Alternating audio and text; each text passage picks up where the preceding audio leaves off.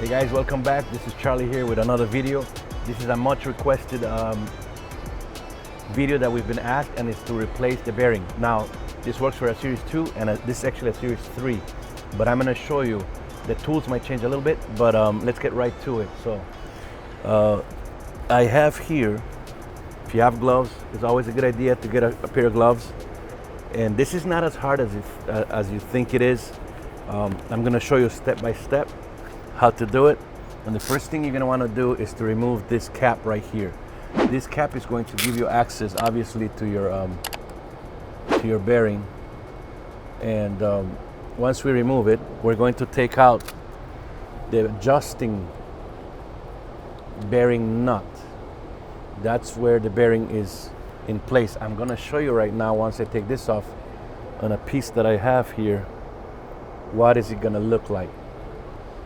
So your machine, I wanna make sure you understand, this machine, this is being built right now, so my stuff's gonna show a lot easier than yours, but with a little bit of elbow grease, you'll be able to get it. So remove the cover. This is the cover. This is the gel that I always talk about, the silicone, so that it doesn't drip. If you notice, there isn't that much grease on it. And basically what we want to do is, this is the piece that is right here. So you can see the bearing goes in here, and we're gonna get the bearing out to replace the new one that you guys is defective on your machine. We need to remove the snap ring. You might want to invest in one of these. Take the ring off.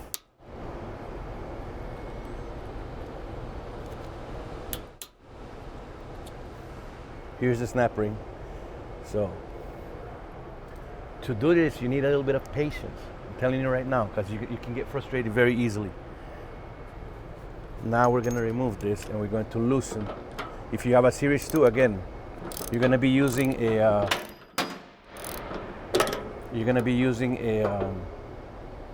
hook wrench. This is a Series 3.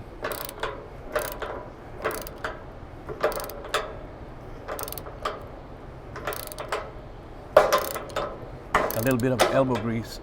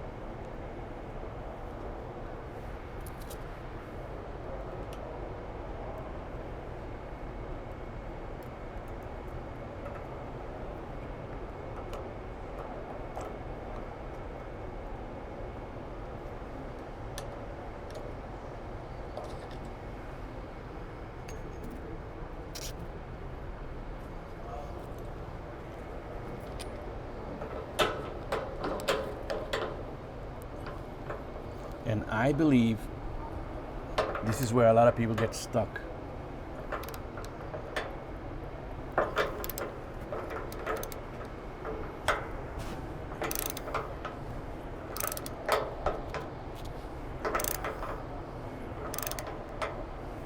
Just be patient. Also, I want to talk to you guys about that hook wrench that you're going to be using, okay? If you're not careful, that is a knuckle buster. I keep repeating that. You're gonna get to this part right here. And here's where I get all these calls. Why is it that I can't take it out? But from here, we're gonna use what they call a bearing puller. So I already took this all the way out to here, but it won't come out because the shaft is still protruding. So what I'm gonna do is I'm gonna put a bearing puller here and keep turning. With the help of the puller, it's going to pull this out. So you might want to get something like this. I normally use a bigger one. Apparently the shop uses the small one, so I'm gonna try and use this one. This little center punch goes in here. That's why the shaft has that. And I'm gonna actually ask Scott to step in here and help me do this. So, hey Scott, why don't you come over here and hold this for me? Of course. So, just remember, hold it right there. Again, it's always a good idea to have an extra set of hands. I've always said that.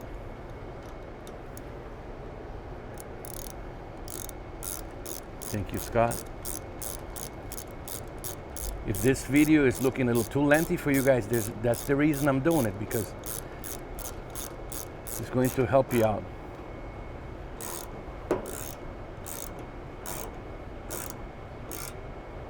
Now that I have a little tension on it, we're going to turn it. Go ahead, Scott. Ooh. Be mindful so that this doesn't come off either, and you keep adjusting. Is it coming out? Yeah.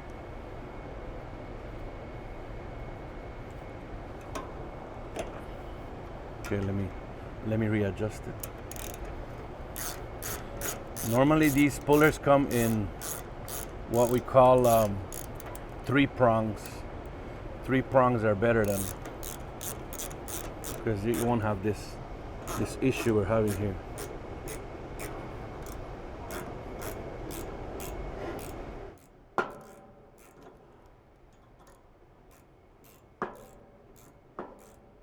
Turn it.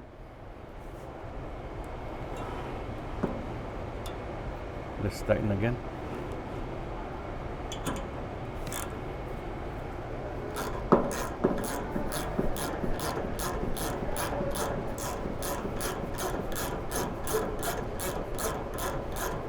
Try to get a bearing puller that has 3 prongs, so you don't have to fight, even though this is a new machine. We were struggling there a little bit because the bearing puller was going lopsided, cockeyed, whatever terminology you want to use. And there is your, thank you, Scott. This is what the main issue you're gonna run in. So obviously yours is gonna be maybe missing one ball bearing. So the idea here is we're gonna flip this upside down and use a piece of, this is a 4x4 piece. Now the idea here is we're gonna push this bearing back down. So get yourself like a piece of tubing like this, and we're gonna gently hit it. So that is inverted. This is what bearings gotta go back out that way. So once you tap it, I have it inverted here. You grab something like this and you're gonna put it here, and we're gonna tap it out. Now this has to be,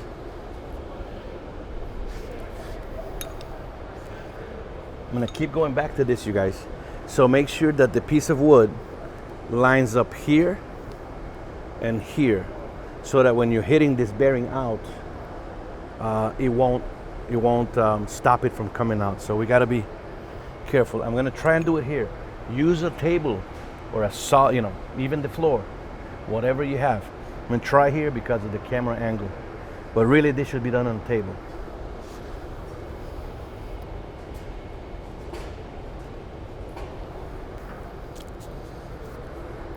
Now be careful to hit it, because the race of the bearing might get damaged. There's the bearing. Again, I gotta tell you, yours might take a little more time, but just patience. You're gonna need patience doing this. Here you go. If you're not careful if you're not careful using this, you're going to damage the thread on this. adjusting nut. To put it back in, all you do is is a different setup. You don't do everything in reverse. Some people think you do that. We're gonna move to the back because prior to putting this back in, I am going to show you that you need something to support the shaft, because this shaft can go in and out right now. See, I'm not gonna push it all the way in, but I can push this drum and it's gonna go all the way back. So in the back, we need to have something holding it so that I can put the bearing in very easily. So let's go to the back.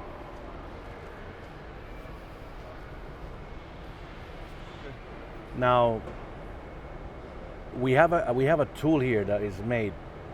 We don't sell this tool, but don't worry about it. Any piece of 2x4, you can do something like this, because what the idea is that you want to stop the shaft once we start putting the bearing in the front.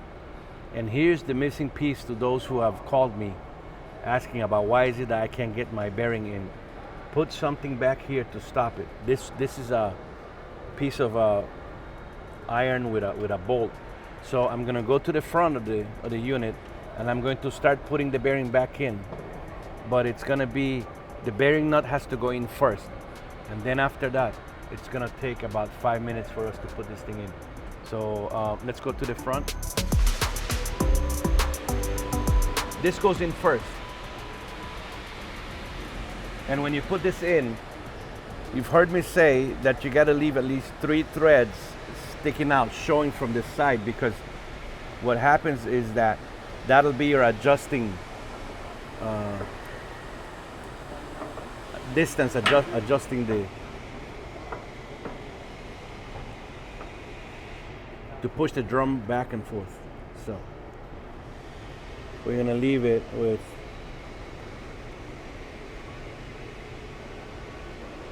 three threads.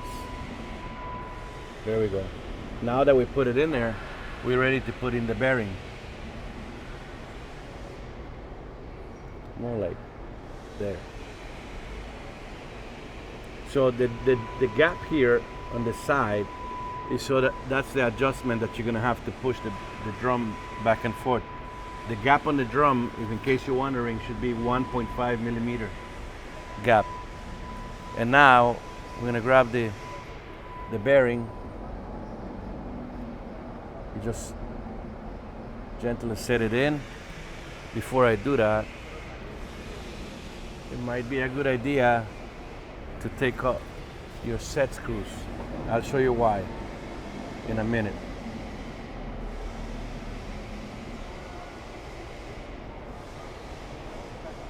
These should not be touched unless you're adjusting your drum. And once you adjust your drum, tighten these things so that the drum doesn't move back and forth. Okay, here we go.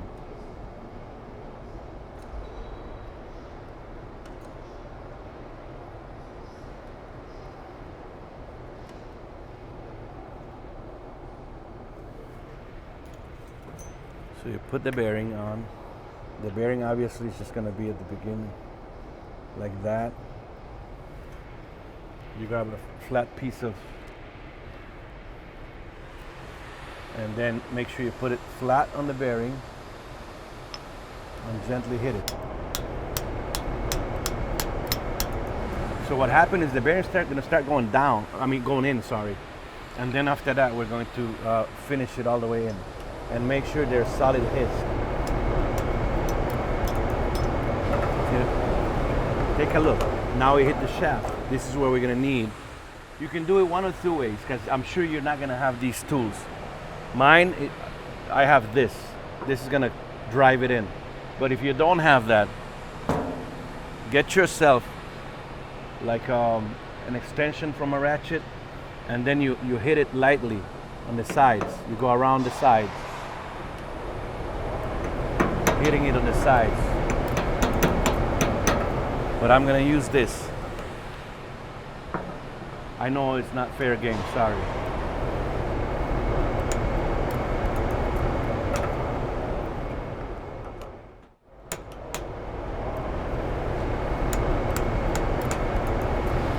The bearing is in.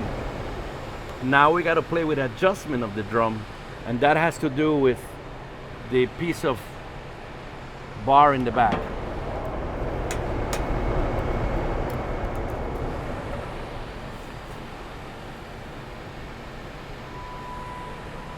How do you know that this is all the way in?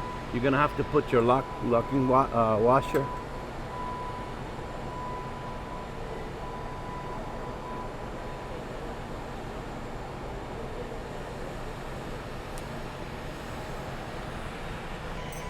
And quite honestly, this actually gives me the clearance for the pin, and that would be how to replace the bearing for a drum, because once I put this pin in, that's really the clearance I'm looking for when it comes to setting the drum. The gapping will be dictated by the drum here. So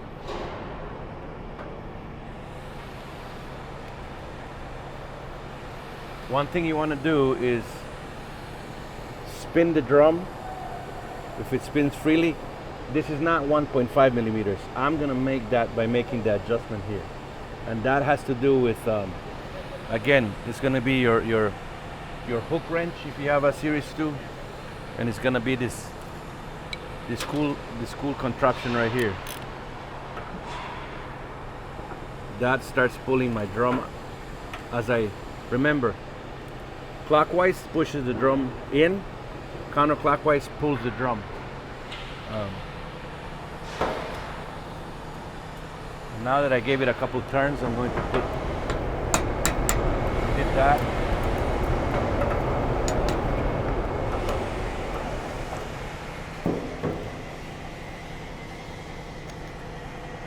And then it's always a good idea to invest in what we call snap ring pliers. Open it, you set it. So this piece is done. Once you get your gapping here, put your set screws. I don't need to hit it anymore, so I'm gonna put my set screws in. It don't matter which one, as long as you follow the triangle.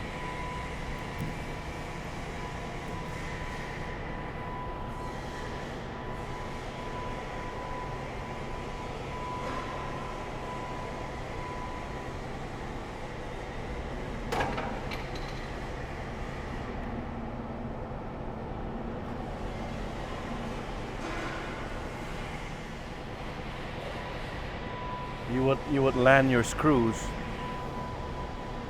on the other 3 holes that are available.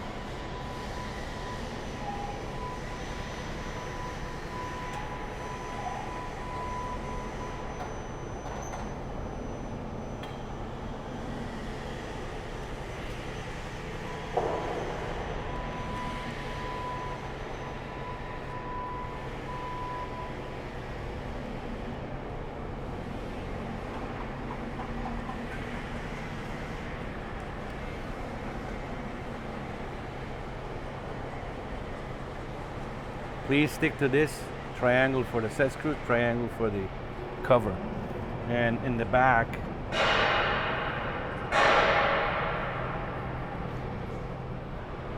now that we put the bearing in, take a look. This whole bolt here prevented the shaft from going this way, which allows us to put the bearing where it was supposed to in the back. I mean the front, I'm sorry. So this is what you're going for. If you don't have anything like this, just get a piece of 2x4 and then build towards this. The key thing you got to remember back in the front in the bearing is that you need to push the bearing just so far that you can put the washer, the metal piece washer, and the snap ring. Right after that, you're okay to remove the back piece here. I mean the contraption that you build. And then you just get your adjustment on the gap 1.5, and that's how you change it. So I wanna remind you again. Take your time. You can do it. It's not hard, but now that you have an idea how to do it, just I'm sure you can improvise. So thank you for watching, and till next time.